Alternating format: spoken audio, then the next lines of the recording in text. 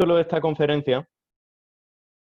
esta conferencia, como ya habrán podido advertir, es Ortodoxia y Catolicismo, Pensamiento y Símbolos.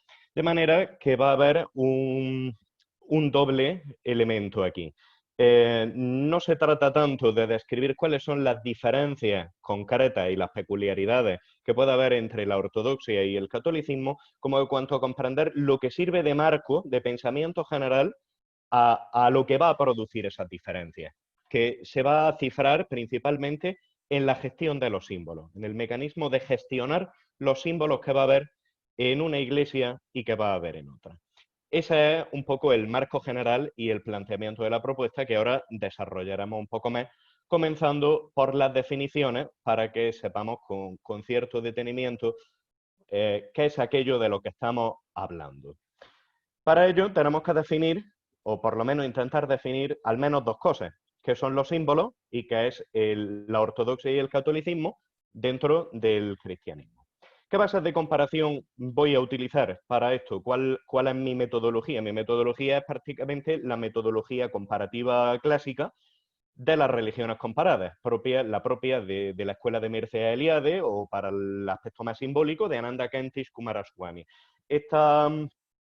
Esta metodología, aunque sea específica de religiones comparadas, tenemos que tener en cuenta una cosa, que aquí no estamos comparando propiamente religiones, sino más bien estamos comparando ramas de una misma religión. Entonces, es por ahí por donde tenemos que comenzar la definición para saber exactamente cuál es el objeto del que estamos hablando. Para ello, yo parto siempre de un acercamiento desde una perspectiva general de cuáles son las religiones, ¿no? Estamos situados dentro de la religión de los monoteísmos semíticos, que son también las que se llaman religiones abrahámicas. Hay más en la clasificación de las religiones del mundo, como son las religiones dármicas, ¿no? O las religiones orientales, o los chamanismos hiperbóreos, que son las religiones chamánicas del norte, por eso el hiperbóreo. Pero aquí nos situamos concretamente en los monoteísmos semíticos, que son el cristianismo, el judaísmo y el islam. Parten de un punto común, que es la figura de Abraham, y por eso se llaman religiones abrahámicas. Sin embargo, el elemento de la teofanía, es decir, el lugar donde se produce la manifestación de lo divino, va a ser distinto en cada una de las religiones. En el judaísmo, por ser la anterior en el tiempo, se va a producir en la Torá, en la ley revelada a Moisés. Ese es el lugar de la teofanía, el lugar de la manifestación de lo divino, y de ahí se van a tomar la mayor parte de los símbolos que van a estructurar el pensamiento simbólico de esa religión. En el Islam, evidentemente, va a ser en el Sagrado Corán. Entonces, el Corán va a servir como elemento de la teofanía, como el lugar donde se produce la manifestación de lo divino, y de ahí se van a extraer los símbolos. En el cristianismo, a pesar de que tiene también un texto sagrado, el lugar principal de la teofanía no va a ser el texto sagrado, sino que va a ser una persona, un individuo, como es Jesús. Es el lugar donde se produce la teofanía. Luego volveremos sobre esto con más detenimiento.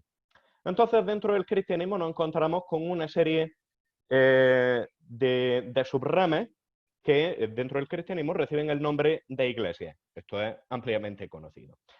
Las principales, o por lo menos las más comprensivas, son estas que encontramos aquí. La Iglesia de Oriente, que se separa en el año 431. Cuando utilizo separación aquí, es indistinto el sentido en el que se entiende. Es decir, para la Iglesia de Oriente lo que se separa es el resto, y para el resto lo que se separa es la Iglesia de Oriente. Aquí funcionan las dos direcciones y no pretendo con ello atribuir la razón ni a una parte ni a otra cada vez que utilice este término, ¿no? La separación se produce en el año 431 a raíz del concilio de Éfeso, creo recordar, por la cuestión del nestorianismo. Es una cuestión un poco compleja de explicar, relativa a las dos naturalezas de Cristo, que es el tema principal que se va a tratar en los primeros siglos del cristianismo. Luego tenemos la ortodoxia oriental. La ortodoxia oriental son las iglesias copta, la iglesia armena o la iglesia etíope, por ejemplo. Entonces, esta separación se produce en el año 451 en el concilio de Calcedonia. Comúnmente, en los ámbitos más hispanos, en los ámbitos más occidentales, hay costumbre de referirse como iglesias orientales o como ortodoxia en general, no solo a la ortodoxia propiamente dicha, sino también a la ortodoxia oriental y a la Iglesia de Oriente. Pero los dos protagonistas que nos interesan aquí, a los efectos de esta conferencia, son la ortodoxia y el catolicismo, que como todos ustedes saben se separan en el año 1054 a raíz de la famosa excomunión entre el patriarca Miguel Cerulario y los enviados del Papa en la corte de Constantinopla. Sin embargo, aunque se suele fechar aquí la separación, o por lo menos la separación en el plano más político, más social, no creo que sea el punto máximo de diferenciación entre ambas iglesias, que van a seguir compartiendo una serie de elementos comunes hasta etapas posteriores. Esto lo veremos a continuación. Y finalmente, como una separación del catolicismo propiamente dicho, en 1500, estoy en 1527, anterior en 1517, pero bueno, hay diversas etapas, un proceso a lo largo del siglo XVI, se va a extindir el protestantismo, conformando la última gran rama del cristianismo que incorpora además una inmensa multiplicidad de iglesias y movimientos. Pero en términos generales podemos decir que estas son las principales diferenciaciones que encontramos dentro de la religión cristiana. Las que nos interesan más, evidentemente, van a ser la ortodoxia y el catolicismo. Pero tenemos ya hecho el planteamiento general de dónde nos situamos, dónde nos encontramos en las religiones del mundo. Cabe decir que esta separación entre las dos iglesias es bastante tardía porque hay una etapa común hasta el año 1054, o por lo menos hasta el siglo X aproximadamente, el siglo X, el siglo IX, y esta etapa común está estructurada en torno a las siguientes características que son comunes a toda la iglesia cristiana. En primer lugar, funciona no por un modelo centralista en torno a una ciudad, sino por un modelo de patriarcado. Este modelo de patriarcado es común en términos de estudio como la pentarquía, o sea, las 5 jerarquías. ¿Y cuáles son? Son la de Alejandría, la de Jerusalén, la de Antioquía, la de Constantinopla y la de Roma. Entonces, estos 5 patriarcas de estas 5 iglesias van a estructurar el modelo básico de patriarcado de la Iglesia. Van a ser, por así decirlo, las cabezas visibles y representativas de las distintas iglesias que van a conformar la cristiandad hasta las sucesivas separaciones, evidentemente. Este modelo de pentarquía era bastante importante en la antigüedad hasta tal punto de que llega a tener una repercusión jurídica y aparece en el modelo jurídico de Justiniano.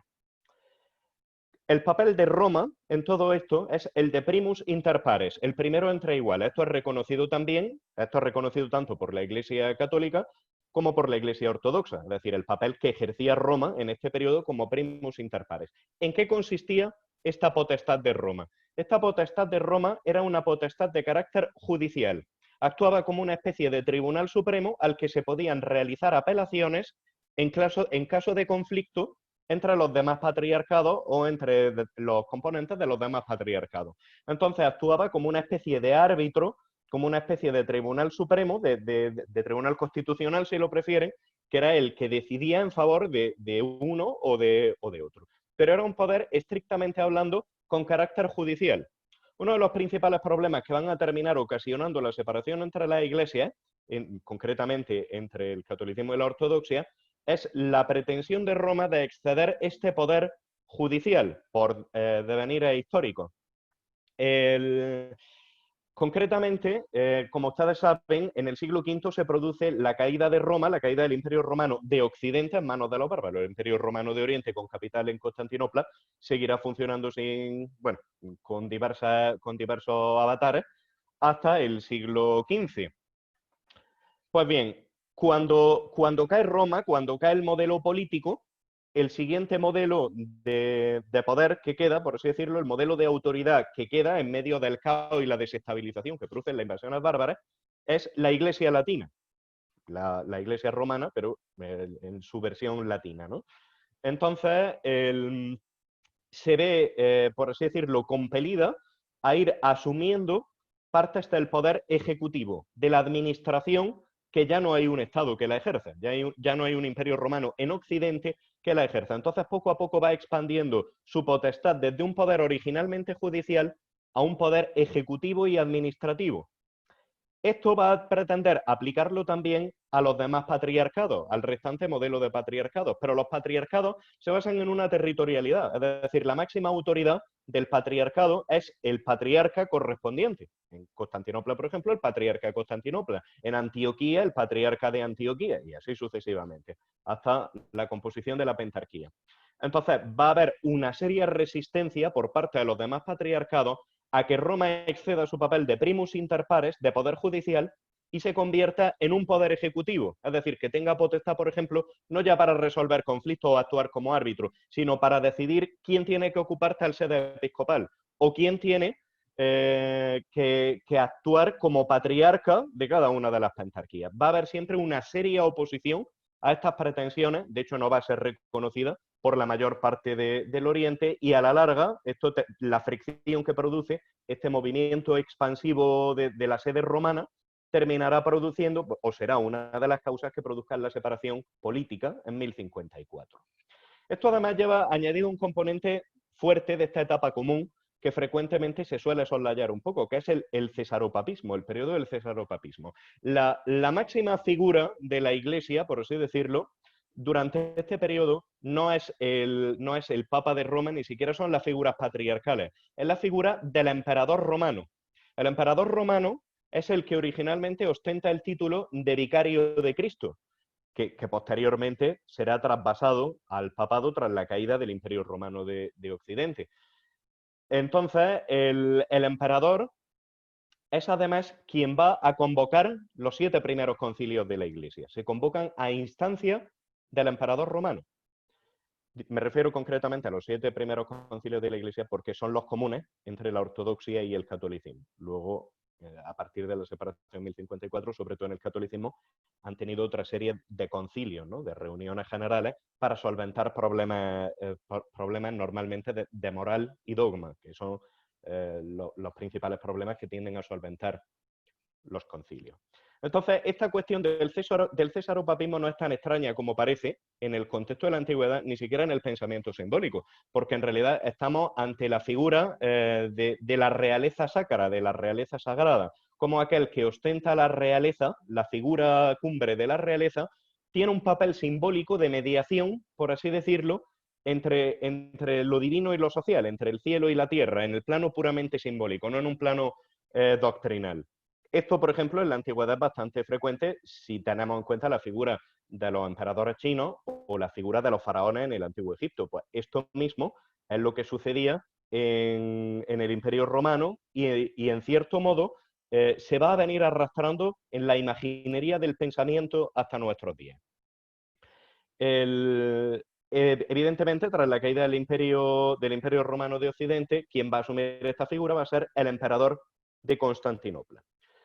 Como en la vertiente latina desaparece esta figura imperial, pues paulatinamente la sede romana va produciendo esa expansión, va ocupando cada vez más papeles que corresponden a la figura imperial. Esto alcanza su culmen en el siglo XI, con la figura del Papa Gregorio VII el Grande, con el Dictatus Papae, donde establece que en el orden de prelación general el Papa va a estar por encima del emperador. Está por delante de la figura imperial, porque para eso va a coronar al emperador del Sacro Imperio Romano Germánico, en este caso. Esto evidentemente el emperador no se lo va a tomar a bien. Entonces va a haber una serie de problemas en la Edad Media, conocidos como querella de las investiduras, como lucha de las investiduras, que finalmente la consecuencia de ello será la producción del protestantismo en el siglo XVI. Esto es relevante porque va a producir un cambio de giro en el pensamiento del catolicismo, en el modo de gestionar los símbolos del catolicismo, que va a ser una de las características definitorias de la diferencia entre la ortodoxia y el catolicismo, como veremos más adelante. Por lo tanto, hay varios momentos de diferenciación entre las iglesias. El famoso es el del Gran Cisma de Occidente, el año 1054, donde se lanzan las excomuniones al patriarca y a los enviados imperiales. Esto, aunque se suele tomar como punto de referencia, no es de facto lo que produce la gran división entre Oriente y Occidente, entre una iglesia de base griega y de cultura griega, como va a ser la iglesia ortodoxa, y una iglesia de base latina y de cultura latina, como va a ser la Iglesia Católica, sino que es más bien la cuarta cruzada del año 1204, donde los cruzados saquean y arrasan prácticamente Constantinopla, y esto va a quedar en la mentalidad colectiva, sobre todo en la mentalidad colectiva de la Iglesia Ortodoxa, como el punto culmen de la separación entre ambas iglesias. Es decir, si entre el 1054 y 1204, en esos 150 años, había posibilidad de una reconciliación, de un cisma que por lo demás se tenía más bien en un plano un tanto más formal, un plano un tanto más teológico quizá, pero tampoco propiamente hablando doctrinal, a partir de aquí el cisma va a ser un hecho, el cisma se produce de facto en la mentalidad popular. Y ya a partir de aquí resulta difícil, cuando no imposible, la reunión o los intentos de reunión entre ambas iglesias que luego se van a producir en el siglo XV, por ejemplo, entre el siglo XIV y XV hay dos intentos de reunión de la iglesia, pero van a fracasar a consecuencia de la Cuarta Cruzada, ¿no? Donde ya una iglesia cristiana ataca a otra iglesia cristiana como si fueran paganos, porque en realidad la Cuarta Cruzada no está dirigida contra Constantinopla, sino que está dirigida, pues como todas las cruzadas, a retomar los santos lugares. Pero sin embargo deciden que es mucho más productivo saquear Constantinopla, y bueno, efectivamente para los cruzados lo es, porque se enriquecen abundantemente con ese botín. Hay otro elemento que sirve como eje de diferenciación entre ambas iglesias, aunque no pueda parecer tan evidente, como es la Reforma Protestante y el Concilio de Trento desde 1517. ¿Por qué? Porque se puede hablar de un antes y un después en el pensamiento católico. Desde la Reforma Protestante, antes de la Reforma Protestante, la Iglesia medieval, que es muchísimo más parecida en pensamiento, gestión de los símbolos y modo de pensar a la Iglesia Ortodoxa, que la que viene después, que la iglesia que viene de Trento. Porque esta iglesia que viene de Trento, esta iglesia que surge a partir de la Reforma Protestante, lo que hace es marcarle los pasos al enemigo. ¿Y quién es el enemigo? El protestantismo. De manera que, curiosamente, indirectamente, el catolicismo va a quedar a partir de ese momento más influido por el protestantismo que por las diferencias que pueda tener con la ortodoxia. Y el otro gran momento de diferenciación es el siglo XX, las transformaciones que tiene la Iglesia Católica en el siglo XX, porque a partir de aquí hay un cambio del pensamiento simbólico al pensamiento significativo, pero esto lo veremos más adelante. Esta era un poco la parte histórica, la parte de contexto histórico, que bueno, es siempre quizá un poco la más áspera, salvo para aquellos que ya tengan conocimientos de este tema, y es un poco la más áspera. La he centrado sobre todo en el catolicismo, en la diferenciación del catolicismo, por la siguiente cuestión. Porque es la iglesia donde se va a producir mayor cambio, sobre todo en ese tránsito del pensamiento simbólico al pensamiento significativo, mientras que en la iglesia oriental y particularmente en la iglesia ortodoxa, ese pensamiento simbólico, esa capacidad de manejar los símbolos que se ha perdido en Occidente, sin embargo en Oriente se mantiene. En la ortodoxia todavía pervive y todavía se conoce la disciplina de los símbolos o la ciencia de los símbolos. Para ello necesitamos definir, como ya habíamos vertido al principio, qué es un símbolo y propiamente qué es un símbolo sagrado, que son aquellos que nos interesan. Hay que partir de una distinción básica. Siempre suelo referirme a esta distinción cuando trato cuestiones de simbología. La distinción entre símbolo y signo. Aunque puedan parecer lo mismo, en realidad se trata de cosas muy distintas y muy diferentes. Un símbolo no es acordado por nadie. Surge de una manera un tanto connatural. Además, tiene cierto carácter universal, en el sentido de que podemos encontrar análogos en las principales culturas simbólicas, cuando no el uso del mismo símbolo, que muchas veces ocurre también. Entonces, tiene un carácter de sentido, proporciona un sentido. El símbolo es como una especie de puerta giratoria respecto de lo sagrado, respecto de lo trascendente. Lo trascendente es lo divino, que todavía no se manifiesta al mundo y por lo tanto no se puede decir absolutamente nada de eso porque está más allá del ser, incluso más allá de la misma existencia. Eso, por analogía, se expresa al mundo a través de símbolos. Por eso el homo symbolicus, el hombre simbólico, el hombre de los símbolos, es el hombre religioso propiamente dicho, es el hombre de las grandes religiones. Los símbolos, por lo tanto, no son el producto de una creación de una mente individual, de alguien que piensa cómo tiene que estructurarse el símbolo, sino que surgen de estructuras colectivas, podemos decir. ¿Qué naturaleza sea la de estas estructuras? Si son ideas platónicas, si son estructuras psicológicas comunes al ser humano, si son estructuras culturales, un sustrato cultural más o menos común, o cualquier otra explicación que se le dé, no forma parte de nuestro estudio y por lo tanto me permitirán que no tratemos ese tema, por lo demás bastante discutido y engorroso dentro de los propios ámbitos académicos. Por otra parte tenemos un signo. Un signo es una convención, es producto de un acuerdo. Nos ponemos de acuerdo en que algo significa algo y por lo tanto, cuando lo veamos, vamos a entenderlo así. Es el caso de lo que ven aquí, de una señal de tráfico, una señal de stop. No hemos puesto de acuerdo por convención en que hay que detenerse cuando aparece esta señal y entonces nos detenemos. No procede de una serie de estructuras, no admite analogías de carácter general, sino que se basa en una convención. Es un acuerdo. Entonces, los símbolos sirven como vehículo de lo sagrado, de la concepción sagrada en las religiones, se expresa simbólicamente. El signo no sirve como vehículo de lo sagrado, puede servir para transmitir una doctrina religiosa, pero no es lo que manifiesta lo sagrado al mundo, porque veremos que esta manifestación de los símbolos es considerablemente amplia. ¿Qué relación tienen los símbolos con la ortodoxia y con el catolicismo? Pues muchas. Los símbolos en el cristianismo tiene desde el principio, por así decirlo, esta disciplina simbólica, esta ciencia de los símbolos que era conocida por las religiones de la antigüedad. Si leen, por ejemplo, los Upanishads o los Vedas, verán los comentarios que se hacen sobre simbolismo. Ya aparece ahí una doctrina simbólica clara. Esta simbología es conocida también en el mundo helenístico y evidentemente es conocida también en el cristianismo y la aplica a su ámbito propio, ¿no? En la ortodoxia se ha producido a lo largo de la historia una preservación del símbolo, de los contenidos simbólicos del cristianismo. No ha ocurrido de igual modo en el catolicismo. En el catolicismo, a partir del siglo XVI, es decir, precisamente a partir del surgimiento del protestantismo, se produce este declinar del conocimiento simbólico, este declinar de la simbología, en paralelo con un interés por lo emotivo, por aquello que apela a la emotividad del pueblo para fomentar la devoción.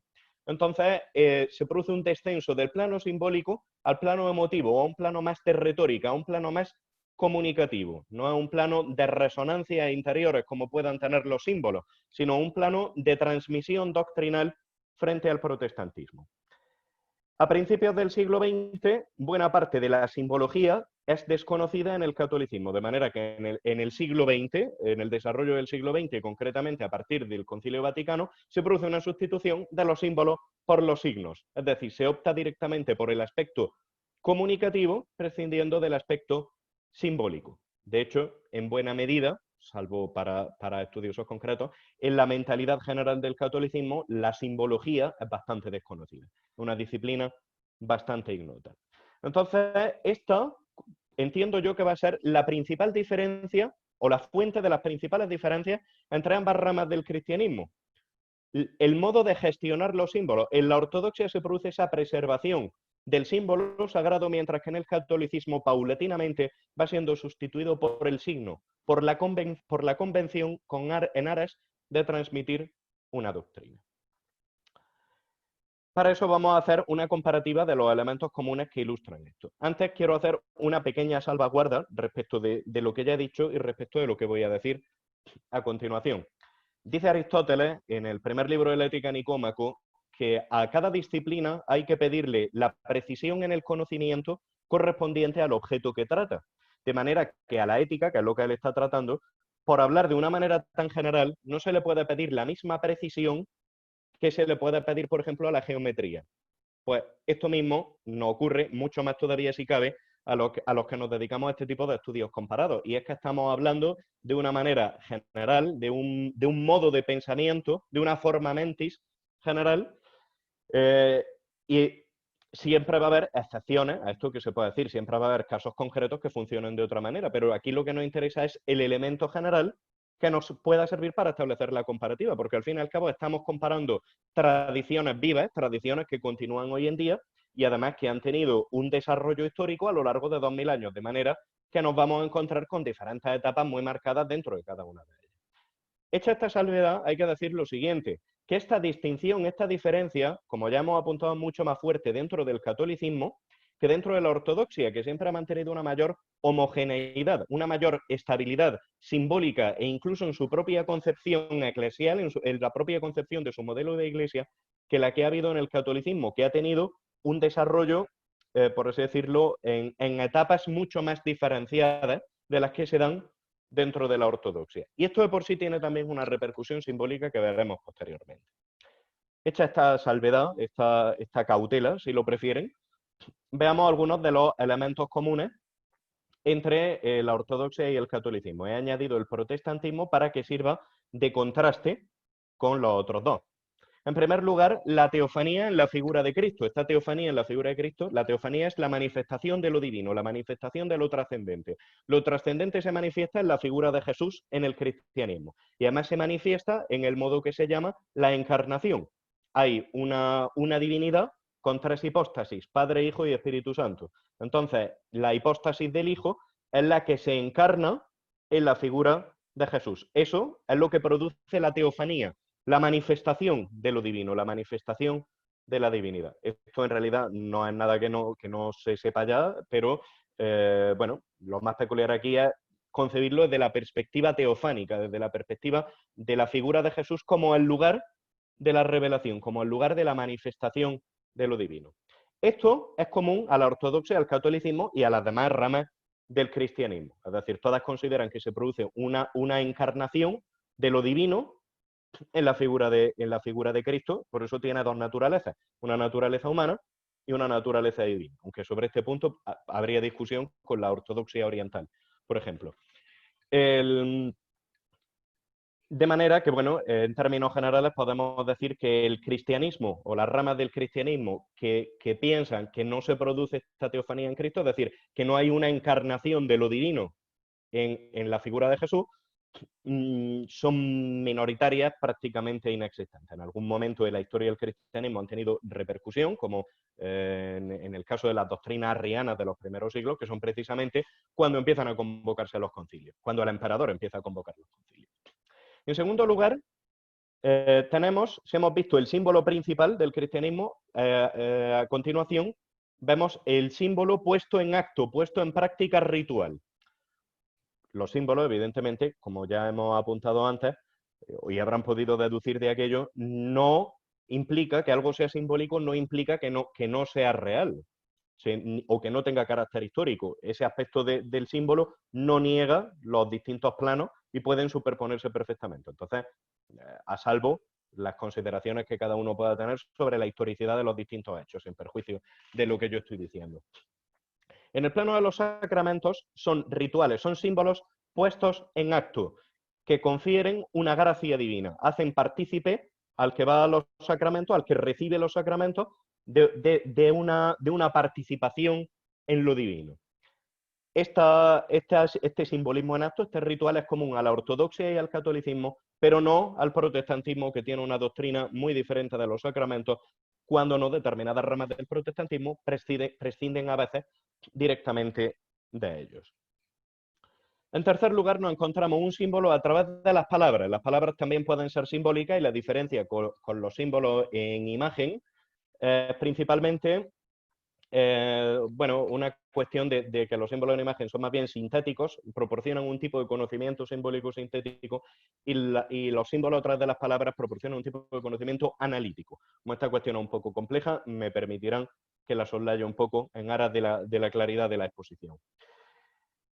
Este símbolo en las palabras es el texto sagrado, el texto bíblico, que es también común al cristianismo, a las distintas ramas del cristianismo, pero hay ciertas diferencias. En el catolicismo tiene 73 libros entre el Nuevo Testamento y el Antiguo Testamento, es decir, entre lo que hereda de la tradición judía y la incorporación que produce propia del cristianismo, que es el Nuevo Testamento. En la ortodoxia, sin embargo, hay más libros. Hay, por ejemplo, un libro de las Odas que recoge textos y cantos del Antiguo Testamento, pero también incorpora algunos como la oración de Manasés o el Salmo 151. Hay un primer libro de Esdras que no es el libro de Esdras Nehemías de la Biblia católica. que también lo tiene la ortodoxia. Y también, por ejemplo, un libro de Tercera de Macabeo, etc. Entonces, en la ortodoxia hay más libros en el canon recibido en la Iglesia, no muchos más, pero sí hay más libros en el canon recibido en la Iglesia que en el catolicismo. En el protestantismo, como sigue el canon judío, va a haber menos libros, descontando toda la parte que se llama deuterocanónica, los libros deuterocanónicos del Antiguo Testamento. Entonces, esta diferencia se suele poner muy de relieve entre el catolicismo y el protestantismo, pero normalmente, curiosamente, se menciona muy poco entre la ortodoxia y el catolicismo, quizá porque sí comparten los mismos libros, pero en la ortodoxia hay unos pocos más. Sin embargo, esto no se suele mencionar como elemento principal de referencia, de diferencia, es una diferencia a la que a los efectos prácticos se le suele conceder poca importancia. De hecho, las iglesias orientales, en comunión con Roma, el catolicismo oriental, que son pues, diversas ramas de cultura eclesial ortodoxa que están en comunión con Roma, mantienen el texto ortodoxo de la Biblia, es decir, mantienen los otros libros incorporados también. Entonces, es una diferencia que no parece en principio muy significativa, pero que creo que es digna de ser tenida en cuenta.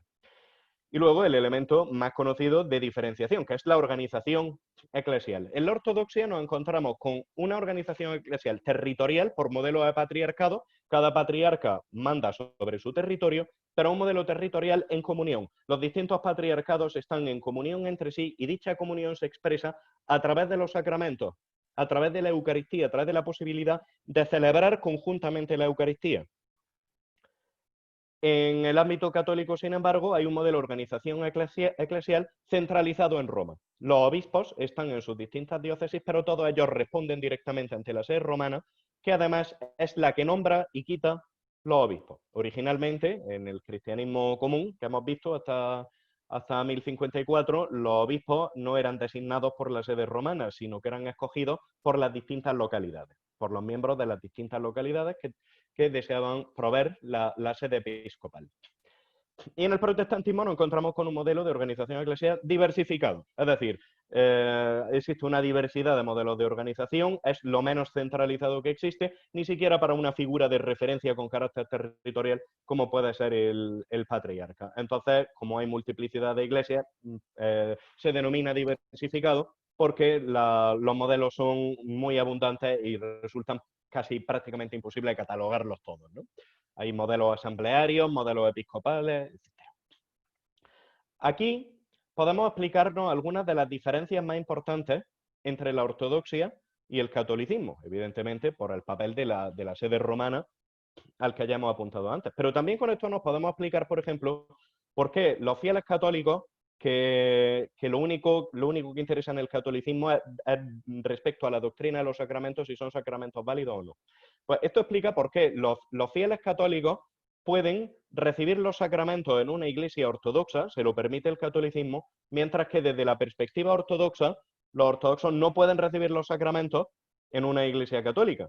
Porque para la ortodoxia los sacramentos son el elemento central de la comunión, es decir, el elemento central de relación eclesial. Y esa comunión está rota desde el siglo XI entre el catolicismo y la ortodoxia.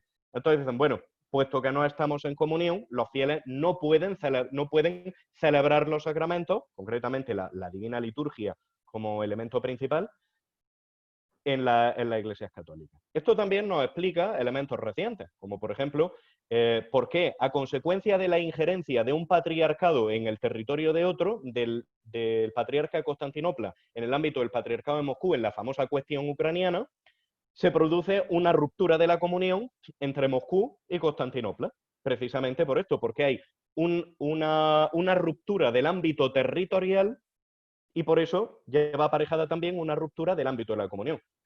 Haciendo una metáfora, una analogía, podremos decir que ocurre en microescala, que ocurre dentro de la Iglesia ortodoxa, lo que pasó ya en su época en toda la Iglesia entre Oriente y Occidente, es decir, entre la Iglesia latina y la Iglesia griega, que ante la pretensión de un patriarca de intervenir más allá de su territorio, se produjo esa ruptura. Bueno, este tipo de rupturas de la comunión, por lo demás, no han sido infrecuentes dentro de la tradición, bueno, dentro de la historia y el desarrollo de la ortodoxia, donde se produce este tipo de ruptura y bastantes años después se reparan y así sucesivamente, ¿no? Entonces, este modelo, esta divergencia entre modelos de organización nos permite explicarnos acontecimientos recientes y también acontecimientos doctrinales, por ejemplo, referidos a los sacramentos y la posibilidad, por decirlo de una manera muy práctica, la posibilidad que tiene un católico de comulgar en una iglesia ortodoxa, sin que lo pillen los ortodoxos, claro, y la imposibilidad que tiene un fiel ortodoxo de comulgar en una iglesia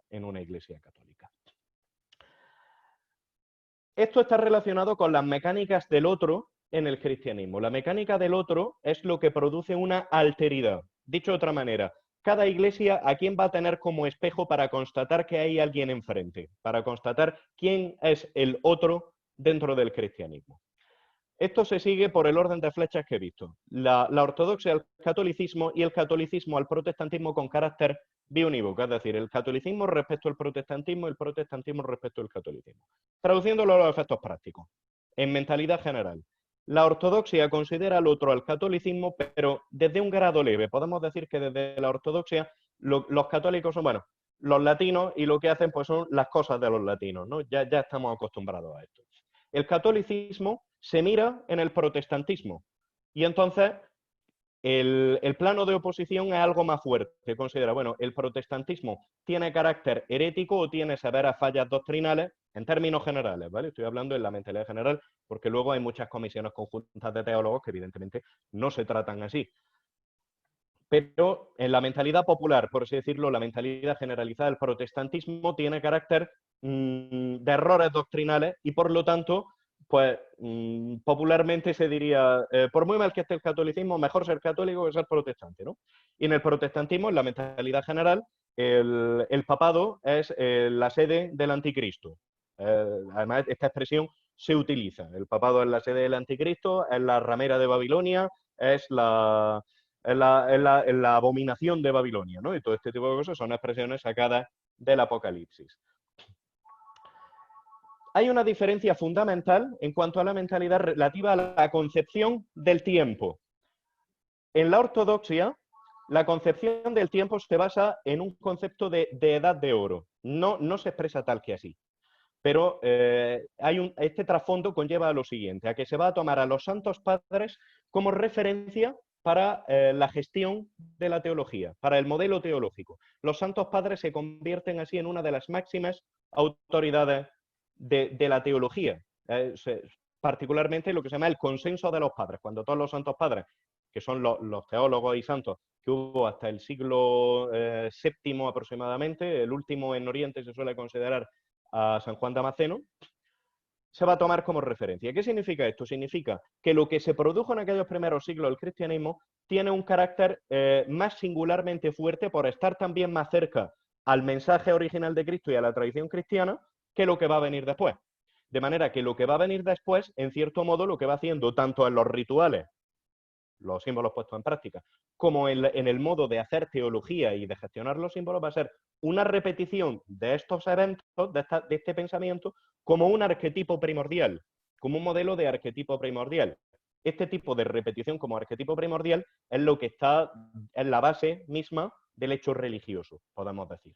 La base misma del hecho religioso, por lo menos de las grandes religiones del mundo, de las religiones tradicionales, que son las de la antigüedad y el Islam. Se hace la salvedad porque el Islam es posterior en fechas históricas al fin de la antigüedad, ¿no? Al fin de la edad antigua, pero se incluye el Islam en esto. En el catolicismo, hasta el siglo XVI, esta concepción del tiempo va a ser prácticamente igual que en la ortodoxia. Se ha producido un momento de edad de oro con la venida de Cristo, con carácter restaurador, y además los santos padres han expresado la doctrina mejor que los demás, porque tenían un carácter contemplativo más fuerte, un carácter más vinculado a esta tradición original y primitiva. A partir del siglo XVI, ante la necesidad de crear una teología que sirva para contener el avance del protestantismo, el surgimiento del protestantismo, se va a cambiar esta mentalidad del tiempo basado en una edad de oro primitiva para adquirir un modelo de avance. O sea, hay una edad de oro, pero esa edad de oro nos sirve para propulsarnos hacia adelante en una línea ligeramente ascendente. Evidentemente, todavía sigue siendo más importante lo anterior. Sigue siendo uno de los momentos cúlmenes. Entre otras cosas porque no existía el protestantismo, que se piensa desde la perspectiva católica. Pero sirve para solventar ese problema o para proseguir adelante. Entonces hay una transformación de esta concepción del tiempo sagrado, podemos decir, por este modelo de avance mediante el magisterio eclesial, que a partir de ese momento va a realizar introducciones o interpretaciones oficiales de la doctrina de los Santos Padres y de las doctrinas posteriores. Es decir, el magisterio empieza a referirse a sí mismo y a tomarse como base para la elaboración. A partir del siglo XX, sin embargo, en la Iglesia Católica se produce de nuevo otro cambio de mentalidad respecto al tiempo y se adquiere el mito del progreso. El mito del progreso es una concepción cultural, mito en el sentido de una mitología, porque todas las sociedades tienen mitología, y la contemporánea, evidentemente, pues la tiene también, como no puede ser de otra manera. Entonces, el mito del progreso entra en la civilización europea a partir del siglo XVIII, con el pensamiento ilustrado. Mito del progreso, del que participamos la práctica totalidad de los que vivimos en la civilización occidental, en nuestra cultura occidental, consiste en lo siguiente. La historia va siempre hacia un progreso, hacia un punto de culminación que está en el futuro. De manera que lo que viene después es siempre mejor que lo que viene antes. Entonces, se va produciendo ese tránsito paulatino en línea completamente ascendente. Esto está en nuestra mentalidad. Por eso, por ejemplo, decimos, se habla de estar a la moda, que es la manifestación más directa de este mito del progreso. Lo último que ha salido es lo mejor respecto a lo anterior, por poco anterior que sea. Entonces, por eso se habla de estar a la moda o de la necesidad de estar conociendo siempre lo nuevo en cualquier plano, ¿no? En el plano laboral, en el plano académico, etc. Entonces, dentro del catolicismo se produce esta concepción del mito del progreso, por eso es por lo que se habla tanto de la famosa primavera de la Iglesia, ¿no? Con el Concilio Vaticano II se produce una nueva primavera de la Iglesia, es decir, este avance progresivo, ¿no? Y también surgen aquí conceptos como la manifestación de la sociedad de Dios en la tierra, ¿no? Y el reino de Dios en la tierra, aunque esto es un poco anterior, me refiero concretamente al reinado social de Cristo, esto es anterior al Concilio Vaticano II, pero va indicando ya cómo se va construyendo esta mentalidad para la aceptación del progreso, de la mentalidad de progreso respecto de la humanidad. Aquí tenemos una cuestión de teología que es crucial para diferenciar entre ambas iglesias, para gestionar el símbolo y el pensamiento de la ortodoxia y del catolicismo, que es la distinción entre lo apofático y lo catafático. Esto puede parecer un poco abstruso de manera inmediata, pero vamos a ver voy a intentar sintetizarlo de la manera más clara posible. Lo apofático significa lo que está por encima de la manifestación, lo que no se ha manifestado, se llama teología negativa. Y lo catafático, lo que está por debajo de la manifestación o teología positiva. Con esto simplemente no hemos quedado igual, entonces voy a profundizar más en el tema. La teología negativa es aquella que dice que la divinidad, que Dios, está en un plano superior al de la existencia, en un plano superior al del ser. De manera que cualquier cosa que el ser humano pueda pensar sobre la divinidad, directamente no es correcta. No se puede explicar la esencia de Dios, no se puede ni siquiera pensar en la esencia de lo divino. Es imposible, porque son esencias completamente distintas, porque están en planos completamente diferentes. De manera que la teología negativa lo que hace es eliminar los conceptos que tenemos sobre la divinidad, ir prescindiendo de los conceptos de nuestro pensamiento, que normalmente además muchos de ellos van a ser de carácter subjetivo, son nuestras propias concepciones mentales sobre lo divino, sobre Dios, sobre nuestra relación con Dios. Entonces hace que se vaya prescindiendo de eso, y una vez que se ha prescindido de todos esos conceptos, lo que queda es lo que se llama la divina tiniebla, la docta ignorancia. Es como el punto de la iluminación. El budismo, por ejemplo, se basa en este mismo concepto, no lo expresa así en términos de teología negativa y apofático, pero, por ejemplo, el nirvana, ¿no? O el vacío, no es un vacío en el sentido de una pura nada, sino en este sentido, de aquello sobre lo que no cabe concepto, ni pensamiento, ni sentimiento alguno. La teología positiva o de descenso es aquella que le atribuye cualidades a Dios, le atribuye cualidades a lo divino, porque se ha manifestado. Ha habido una teofanía, entonces podemos hablar de las características de esa teofanía, aunque no sea propiamente esa esencia desconocida de Dios, sino la versión de Dios al mundo, la manifestación de Dios al mundo. El cristianismo, por tener la teofanía centrada en la figura de Jesús, es principalmente catafático, o sea, una teología positiva. Dios se ha manifestado a través de la encarnación, entonces se habla en términos positivos de lo que es Dios en esa encarnación. Esta es la distinción principal. Teniendo en cuenta que el cristianismo es principalmente catafático, dentro de eso se conoce también la teología negativa, evidentemente. Y podemos decir en términos y en líneas muy generales que en la ortodoxia hay cierto predominio de lo apofático. O sea, de la teología negativa, de lo inexpresable de la divinidad. Por eso es frecuente la mención en la ortodoxia de la palabra misterio, los divinos misterios para referirse a la liturgia, o el misterio de Dios, el misterio de la divinidad. En todo aquello que se hace en la vida espiritual de la ortodoxia hay algo de inexpresable que es la participación de la divinidad. Hay algo que no se puede sintetizar en conceptos, que no se puede expresar en nada. Puede simbolizarse, eso sí, y por eso es por lo que la Iglesia Ortodoxa ha mantenido también la tradición del símbolo.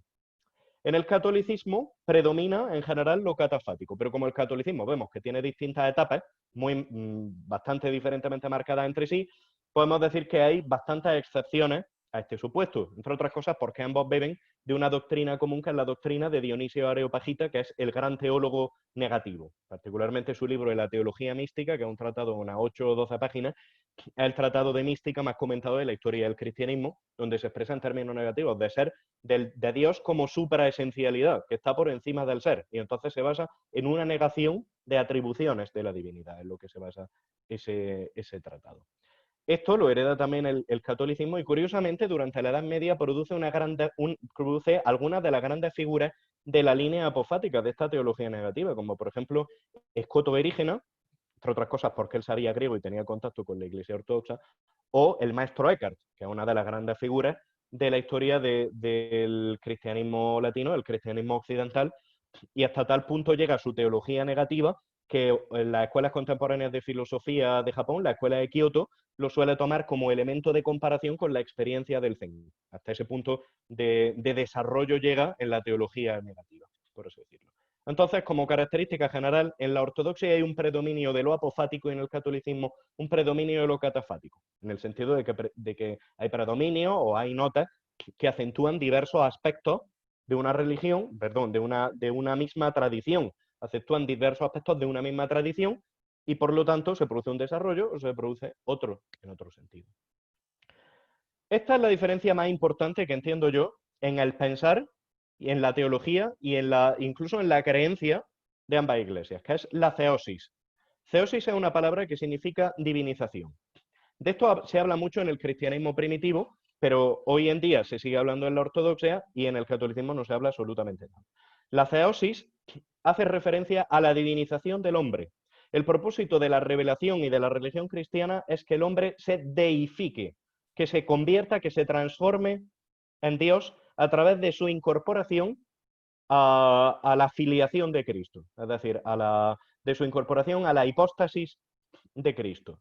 Entonces, este proceso tiene un carácter procesual.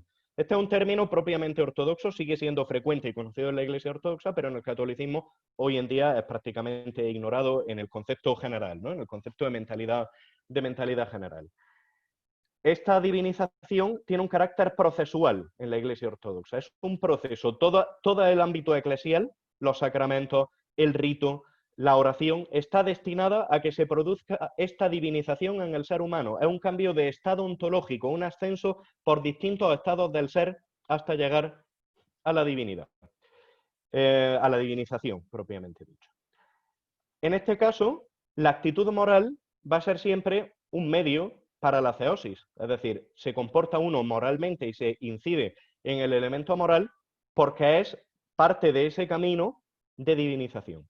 La divinización, en último término, se produce porque es la divinidad misma la que está incorporando al ser humano, no porque el ser humano, a fuerza de brazos, por así decirlo, logre incorporarse a la divinidad. Este concepto, insisto, creo que es la diferencia más importante entre ambas iglesias, porque en torno a ellas se estructuran modelos de pensamiento muy diferentes. El modelo tradicional, parecido a esto en el catolicismo, es el de la visio beatífica, la visión beatífica. O sea, a Dios se incorpora uno, pero se incorpora después de la muerte mediante una contemplación directa de su esencia. Entonces tiene más bien un carácter de evento, aunque empiece ya en esta vida, pero tiene un carácter de evento.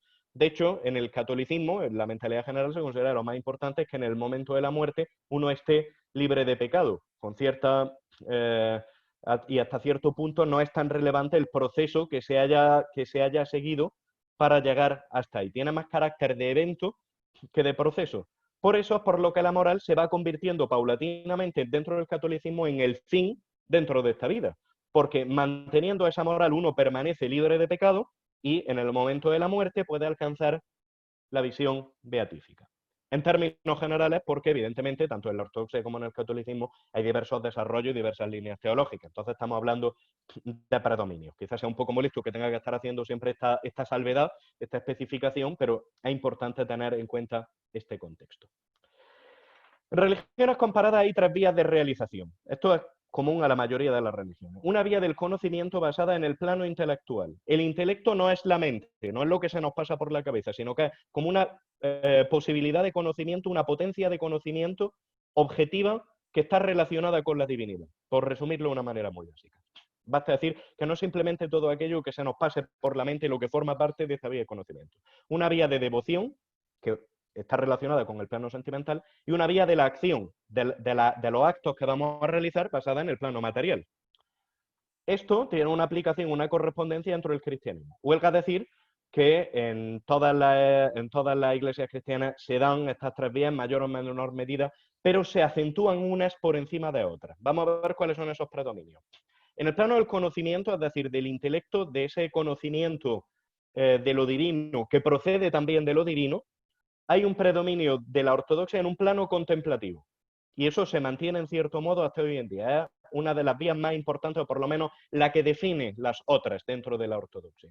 En el catolicismo esta vía funciona de una manera racional, es decir, basada en construcciones de razón, en construcciones de filosofía, pero que tienen exactamente el mismo propósito, que es alcanzar la contemplación de Dios. Por así decirlo, utiliza herramientas diferentes dentro de un mismo plano. Y va a funcionar así en el catolicismo hasta el siglo XVI, donde se va a producir un cambio de eje, un cambio de acento hacia la devoción, hacia el plano de la emotividad, hacia el plano de la voluntad. Eso es el arte barroco, por ejemplo, dentro del catolicismo. ¿Y por qué hace esto? Porque el protestantismo se va a basar sobre todo en la devoción como elemento de salvación. Si uno mantiene la fe, independientemente de cuáles sean sus pecados, va a ser justificado por Cristo. El catolicismo no cree esto, pero asume esa posición de incidencia en lo devoto, de incidencia en lo emotivo desde el siglo XVI.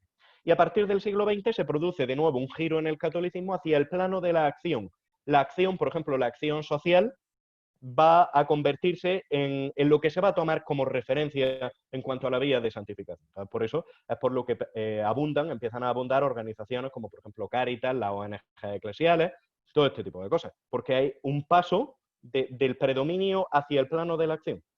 En términos generales, podemos decir que tal y como está la cosa hoy en día, es que predomina la acción como vía de realización, como vía de unión con la divinidad dentro del catolicismo, la devoción dentro del protestantismo y esta disciplina, el conocimiento contemplativo, dentro de la ortodoxia. Insisto, como no es que no existan las demás dentro de cada iglesia, sino que se toma como referencia para marcar las demás, para establecer un poco las demás. Además, hay algo de lo que carecen las otras iglesias, que es el método de realización, un método concreto de realización. Esto se estudia mucho en religiones comparadas. Este método se llama el esicasmo. Es propio de la iglesia ortodoxa y no existe en las demás. Es una práctica basada en una concepción simbólica del mundo, del cuerpo y del proceso de ascensión, del proceso de theosis respecto de la divinidad. Se basa en una repetición sistemática del nombre divino, la famosa oración de Jesús. Señor Jesucristo, Hijo de Dios, ten compasión de mí, pecador. Entonces eso se va repitiendo sistemáticamente, se basa en una oración incesante como mecanismo de transformación, como si el nombre, la palabra, fuese una pequeña teofanía, una pequeña manifestación de lo divino que va transformando el ser del hombre, el ser humano, al irlo repitiendo constantemente. Si quieren buscar algún paralelo en religiones comparadas, pueden pensar, por ejemplo, en los famosos mantras de las religiones orientales, aunque hay diferencias entre una cosa y otra, pero digo como esquema conceptual. se basa también en una respiración y en un control de la respiración y una postura corporal. Se mantiene una respiración regular de un modo determinado que incluye que no se produzca una completa expansión de los pulmones, que haya una ligera opresión y una postura corporal que se toma de la tradición mística judía que se llama la postura profética y que consiste en sentarse en el suelo y poner la cabeza entre las rodillas. Entonces, mientras uno tiene la cabeza entre las rodillas, va repitiendo esta respiración y esta repetición del nombre divino de Jesús. Hay un concepto del cuerpo espiritual, que de nuevo, por analogía, no es exactamente lo mismo tampoco, pero por analogía sería como el equivalente a los chakras, centros del cuerpo donde hay una mayor presencia de lo espiritual o que actúan, mejor que eso, que actúan como centros vinculados más particularmente con lo espiritual, que en el caso del esicasmo son el corazón y el ombligo, que son los puntos donde tiene que comenzar la primera concentración hasta que la repetición del nombre divino se instala sola de manera natural en el corazón y entonces se accede a la oración constante. Tanto el corazón como el ombligo no son propiamente dicho los puntos corporales, sino que tienen un carácter simbólico y hacen referencia al centro. El centro es un elemento que se trata mucho en simbología comparada y hace referencia al punto central del ser desde el cual uno puede retornar hacia la divinidad. Esto tiene una elaboración muchísimo más amplia, evidentemente. Por último, ya lo he mencionado, esta vía, este método de realización es inexistente en el catolicismo como tal. Existen elementos de oración y de oración repetitiva, pero no van acompañados de una respiración, de una postura corporal y mucho menos del concepto de un cuerpo espiritual, de partes del cuerpo que actúen simbólicamente y que puedan conducir hacia la theosis, hacia la unión con la divinidad. Podemos decir, en términos generales, que lo que predomina de diferencia en la ortodoxia y en el catolicismo es una simbología legal y una simbología médica. El catolicismo lo que predomina es la simbología sacada de lo legal. Entonces, el pecado se va a concebir como un fallo moral y una responsabilidad. Es una violación de la ley, se ha quebrantado la ley, se ha quebrantado la responsabilidad que uno tiene hacia la comunidad y por lo tanto tiene que hacerse responsable de eso.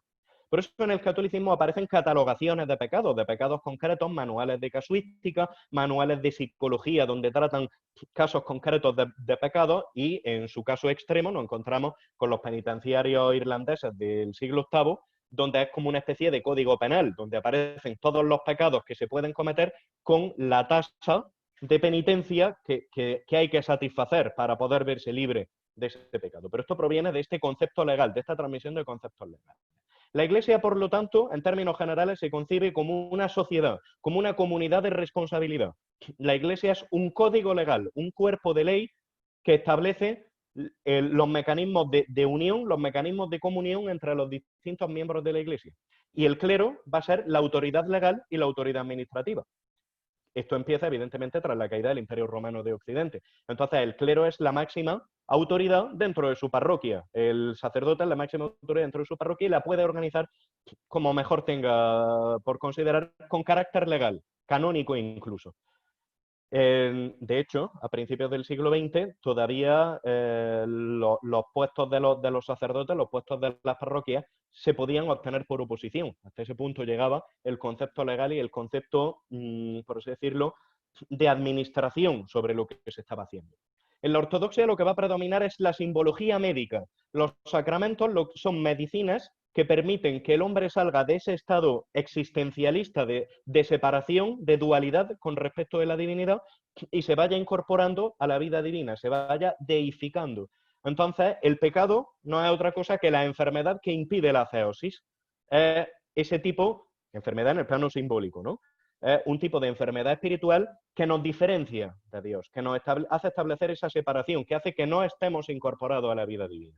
Entonces, el pecado se diagnostica, no se cataloga, sino que se hace un diagnóstico persona por persona y en eso se basan, por ejemplo, la práctica de los starets o la práctica, es decir, de los ancianos que dan consejos dentro de la Iglesia Ortodoxa rusa o la práctica de la confesión, en que, bueno, se hace un diagnóstico y a cada uno se le atribuye una serie de remedios, una serie de medicinas para sanar esa situación de pecado. No porque se deba tanto al fallo moral, porque se haya quebrantado la ley, sino para que se pueda producir la theosis, se pueda producir la divinización. Entonces, el concepto general de la Iglesia es como un hospital dentro de la ortodoxia. Es el hospital donde se suministra esas vías para la salud. Y el clero, la concepción general del clero, no es tanto la de autoridad legal como la de guardianes de los sacramentos. Son los que administran los sacramentos, que son, evidentemente, la medicina por excelencia. Son la medicina por excelencia que conduce hacia la ceosis, que va a llevar hacia la ceosis. Estamos concluyendo ya y me gustaría simbolizar esta distinción entre la ortodoxia y el catolicismo, esta distinción de pensamiento y de símbolo en dos símbolos que predominan en ambas iglesias. El símbolo predominante tiene esto también un plano un poco metafórico, esta distinción, pero creo que sirve bien para entender la diferencia que hay entre una cosa y otra. Es la crucifixión dentro de la Iglesia católica. La figura del crucifijo, y además del crucifijo exento, es común en las iglesias católicas. Aquí pueden ver uno de carácter románico. Lo he escogido románico porque, descontando que es un crucifijo y lo que está al lado de un icono, pero el concepto artístico, el concepto de arte sacro, es bastante similar en un caso y en otro, porque este crucifijo al fin y al cabo es románico. Es de cuando todavía hay una mentalidad común y compartida entre ambas iglesias, por lo menos en el plano simbólico. La Iglesia Católica se centra en la crucifixión, es decir, en la justificación que Cristo hace de nuestros pecados, a la cual hay que corresponder. Hay que corresponder emotivamente a través de nuestra voluntad y moralmente a través de nuestra conducta. En la Iglesia ortodoxa se centra sobre todo en la figura de la transfiguración, que es muchísimo más frecuente en la ortodoxia que en el catolicismo. De hecho, en el catolicismo las iglesias de la transfiguración son prácticamente inexistentes. La transfiguración es el pasaje bíblico donde Jesús sube a la cumbre del monte Tabor, acompañado de Pedro, Santiago y Juan, y entonces allí se transforma. En el texto griego, el nombre que utiliza no es transfiguración, que es un poco más engañoso, es metamorfosis. Se metamorfosea en la divinidad. Alcanza el punto culmen de la ceosis y luego alcanzará el punto culmen de la ceosis con la resurrección, donde ya vence directamente a la muerte, dentro de la vertiente ortodoxa. Entonces, desde una perspectiva ortodoxa, diríamos que lo relevante aquí es la transfiguración, que seamos transfigurados, que seamos metamorfoseados en la divinidad, a través del Hijo, y a través de los medios que el Hijo ha dispuesto para ello. Estos dos símbolos creo yo que son bastante identificativos.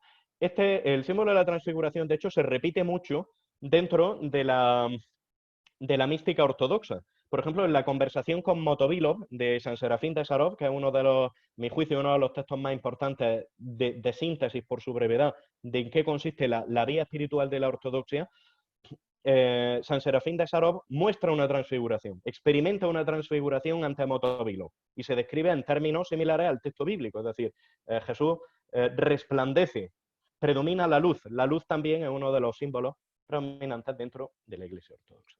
Por último, para concluir, quiero mostrar a través del arte, de la representación iconográfica, la diferencia, el cambio de mentalidad que se va produciendo dentro del catolicismo en el paulatino abandono de los símbolos y sustitución por el signo, y la permanencia o mayor homogeneidad que hay dentro de la Iglesia ortodoxa a lo largo de ese mismo periodo. Entonces lo vamos a hacer precisamente con imágenes de la transfiguración en el catolicismo y en la ortodoxia. Aquí la transfiguración de Boninsegna en el siglo XIV. Estamos todavía en la Edad Media y podemos ver que tiene un tono muy semejante a los iconos. Además, simbólicamente, el símbolo todavía sigue aquí, sigue en este tipo de arte. Aquí la transfiguración de Rafael. Ya nos hemos deslizado hacia el plano realista, hacia el plano de lo real, no hay hieratismo y el simbolismo ha comenzado a decaer fuertemente. Aquí, en el siglo XIX, la transfiguración de Bloch. Aquí la transfiguración se produce ya en un contexto romántico, podemos decir. Y aquí, una transfiguración del siglo XX de Benedicto Calixto, de principios del siglo XX, portugués, y aquí vemos ya directamente como lo que predomina es la representación real, predomina lo puramente emotivo, tiene carácter casi de estampa, como si dijéramos de Belén viviente, no hay componente simbólico en este cuadro, sino que simplemente están representando la escena bíblica como tal. En la ortodoxia, sin embargo, nos encontramos con este icono de la transfiguración de Teófana el griego. Véase la evidente carga simbólica en la que ahora no puedo entrar. Basta decir que los iconos son una lectura, admiten una perfecta lectura simbólica. Cada color significa algo, cada posición de cada imagen significa algo, cada una de las líneas simboliza algo. Aquí otra transfiguración del siglo XV, se mantiene la continuidad simbólica. Otra transfiguración del siglo XVI, se mantiene la continuidad simbólica. Tengan en cuenta que en el paralelo estaríamos ya en la época de Rafael. Esta, por no aburrirlas más, directamente del siglo XX, donde se mantiene esta misma continuidad simbólica, exactamente la misma que veníamos diciendo. Esta es, de hecho, es de un autor de iconos, de un iconógrafo vivo, que es Alexander Ainatdinov. Y con esto concluyo la presentación. Como ven, he tenido que basarme en términos generales, en elementos de líneas general, pero creo que sirven para proporcionar una comprensión de cuáles son las principales diferencias de líneas maestras, más que de cuestiones concretas referidas, por ejemplo, al cambio en la liturgia o a cuestiones más teológicas como la cuestión del filioque, que en realidad se basa sobre todo en un problema de traducción del griego al latín. Más que centrarme en ese tipo de cuestiones, he preferido centrarme en las cuestiones de fondo, que son, a mi juicio, la diferencia en la gestión de los símbolos, el concepto de la ceosis fundamental dentro de la ortodoxia y la existencia de un método de realización, de una vía concreta de realización con acompañamiento psicofísico, como es el esicasmo. Espero, aunque no soy consciente del todo si me he cedido el tiempo o no, pero espero en cualquier caso que haya merecido la pena. Muchas gracias.